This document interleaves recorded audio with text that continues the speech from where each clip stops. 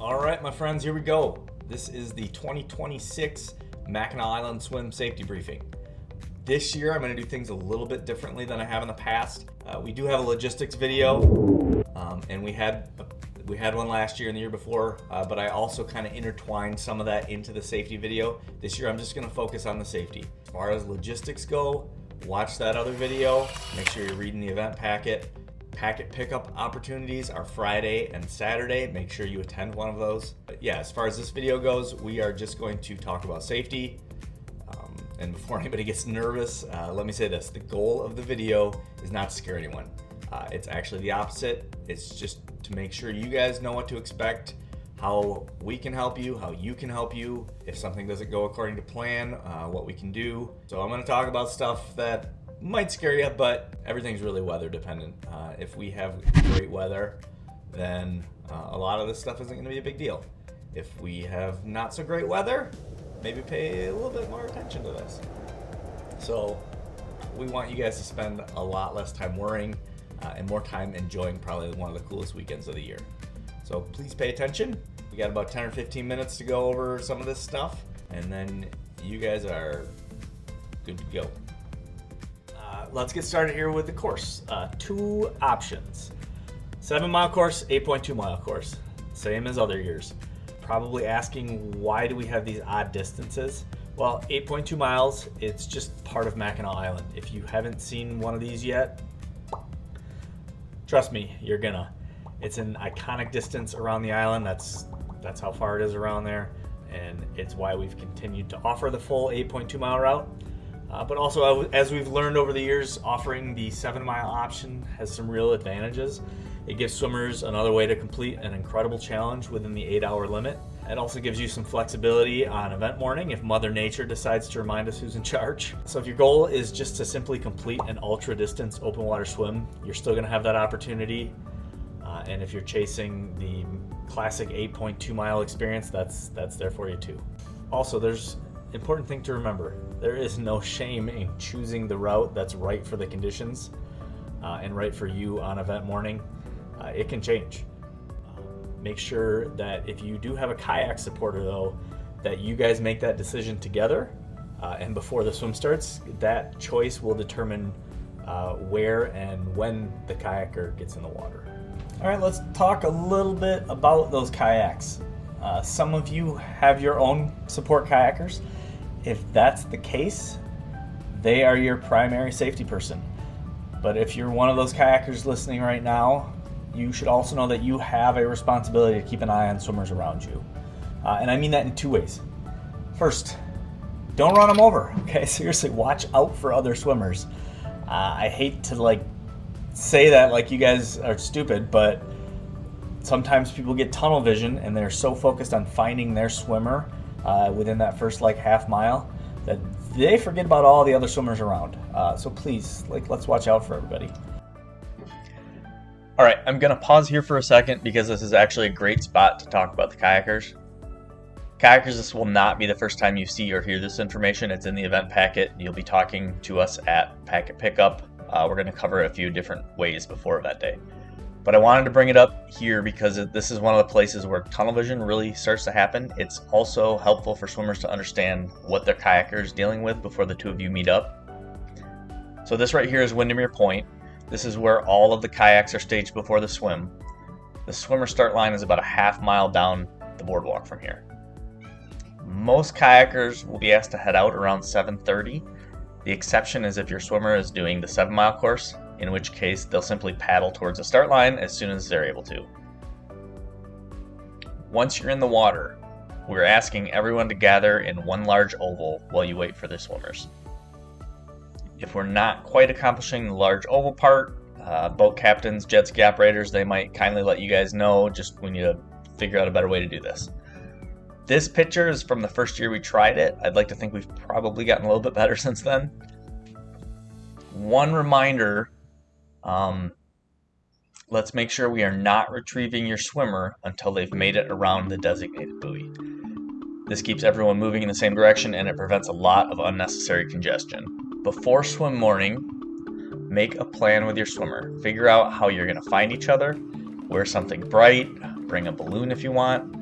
Just make sure it does not become part of Lake Huron. In all reality, it is so much easier for your swimmer to find you than it is for you to find your swimmer. Swimmers, if you're listening, please understand this. Don't just go right on through that area and hope that your kayaker is going to come find you. Make a genuine effort to find each other. And then secondly, if you see someone that needs help, friggin' help them, okay? There's going to be lifeguards, safety boats, jet skis, staff all over the course. But if your swimmer's doing fine, you notice someone's struggling, you are capable of checking on them. At the very least, raise an alarm so someone else can get out there and check on them. The same thing goes for swimmers. If another swimmer is asking for help, or you genuinely think something isn't right, just stop in and check on them. The event's not timed, okay? The challenge is the distance in the venue. Looking out for one another is just part of what makes open water swimming such a special community. Let's just watch out for each other, all right? Back a bit on kayakers.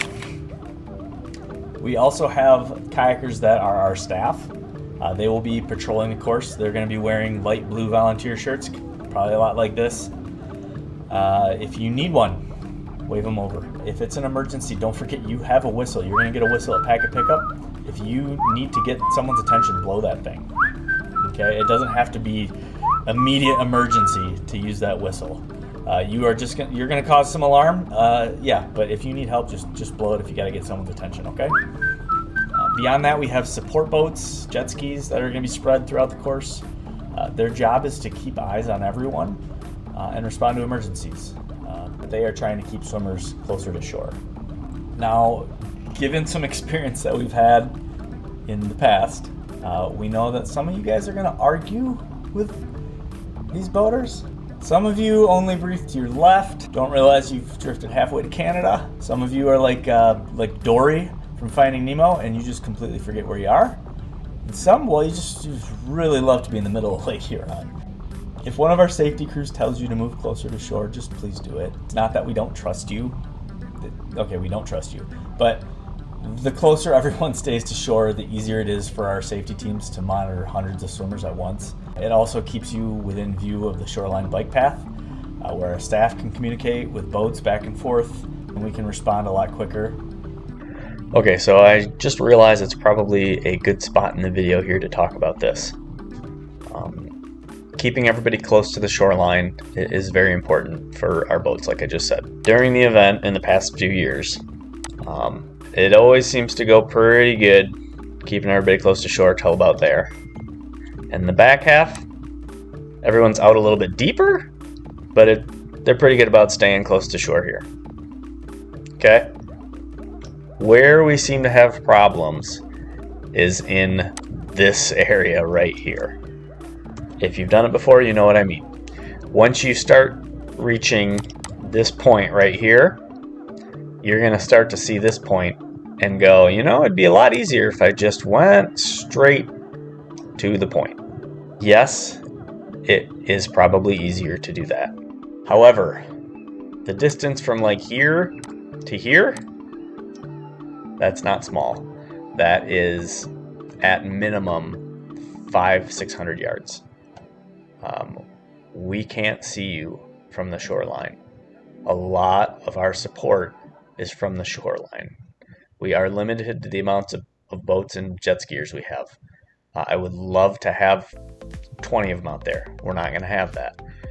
So if you're thinking that going to this point is a good idea, nope. Don't. Our boaters are going to be in this cove, and they're going to be freaking out when they start seeing swimmers do this. All right? So here is your friendly reminder. Do not cut off the cove and go to the point. Continue staying next to the shoreline. It's also where British Landing is. British Landing's like right here somewhere. Okay, that is your first aid station, and that is where a ton of spectators are going to be. Just come in close to shore. It'll be fun. And then here's something else to think about. There are thousands of spectators out there watching you in the morning. And I don't just mean all your people as spectators. Mackinac Island in August is busy. There are a lot of people there. The nice thing about this event is most of them are the downtown area, but they're still going to be going around that island. Some of them are genuinely terrified of open water. Some of them can't swim. If they see a swimmer out in the middle of the Straits, they're going to assume something's wrong. And before you know it, we have people calling 911 to say, hey, there's someone that's way too far out there. It has happened.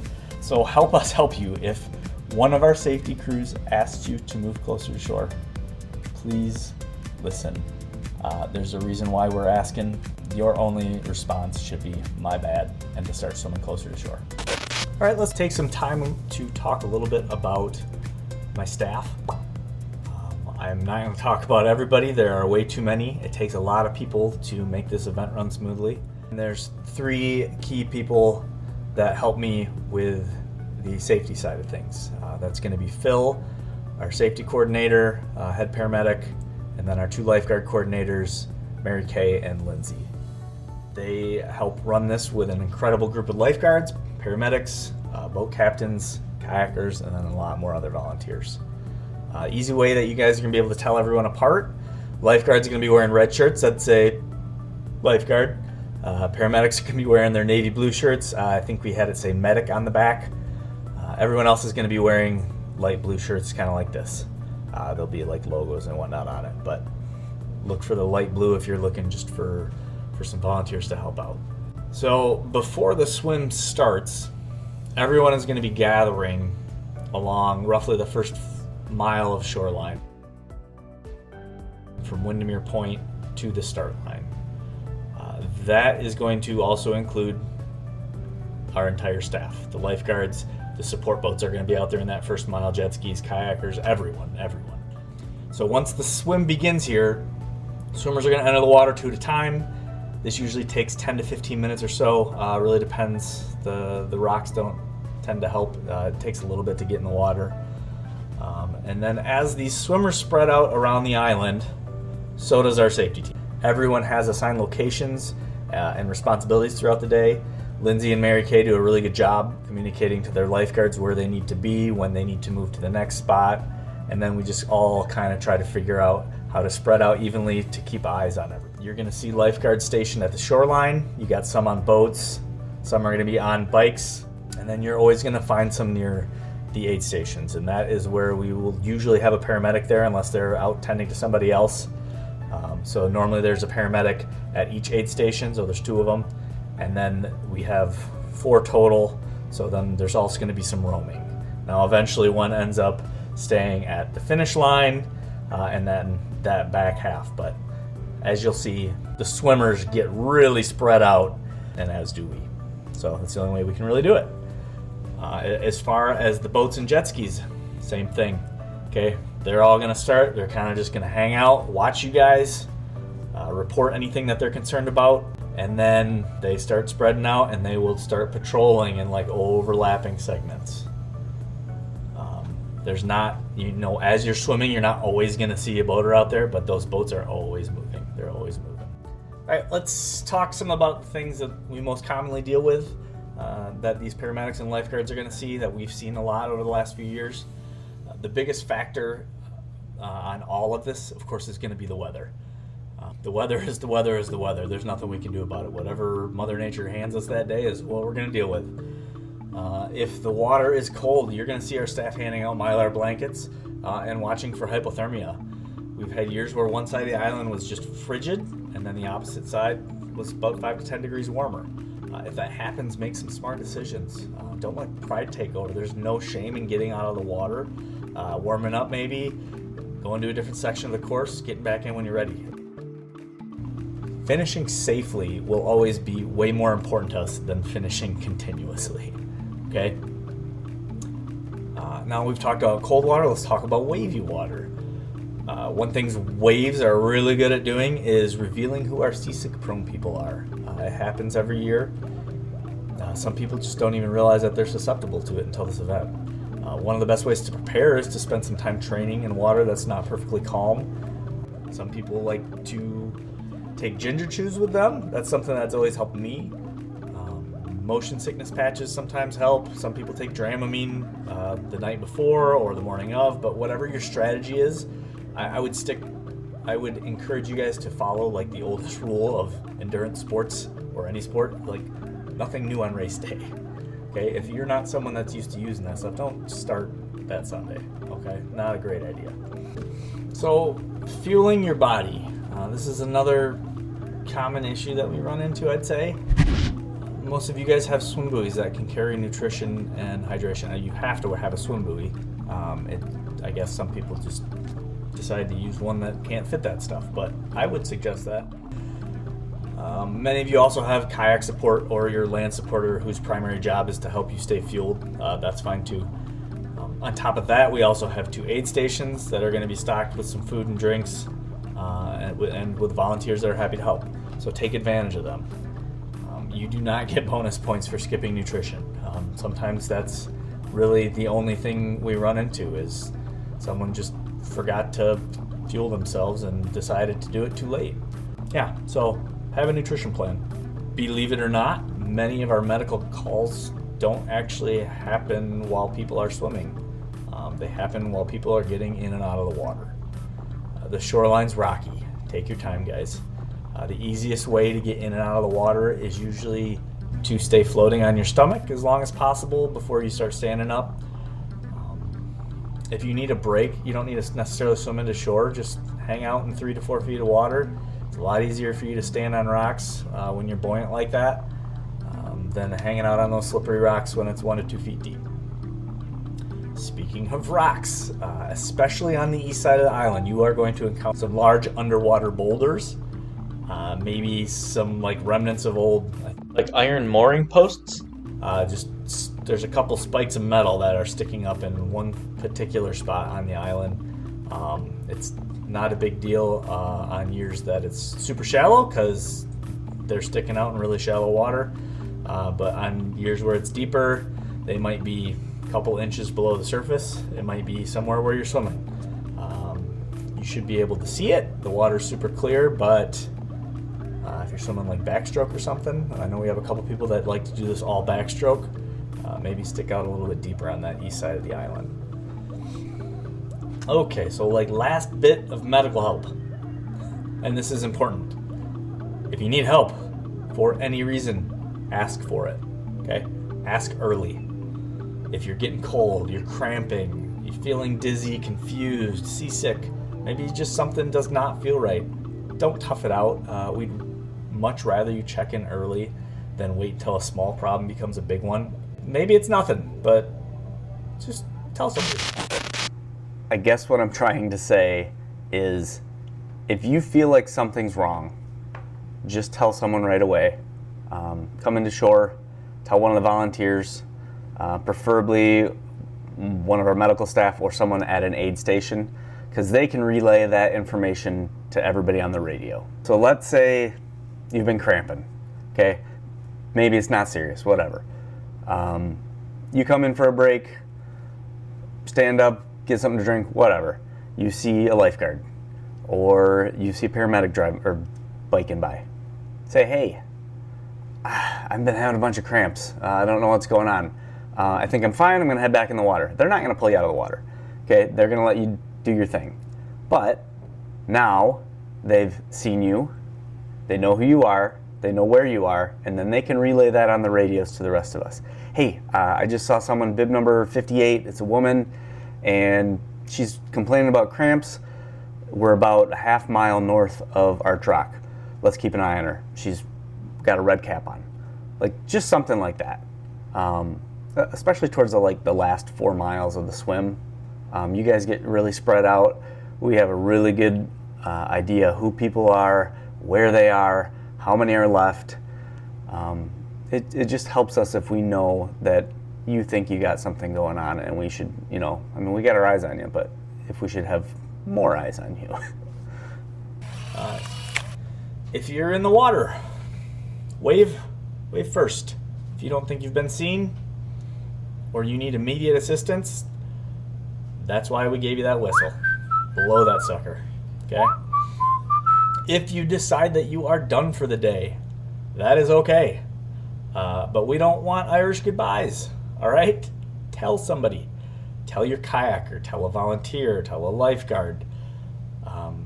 they will text the finish line with your name and bib number, and you can do that as well. Okay?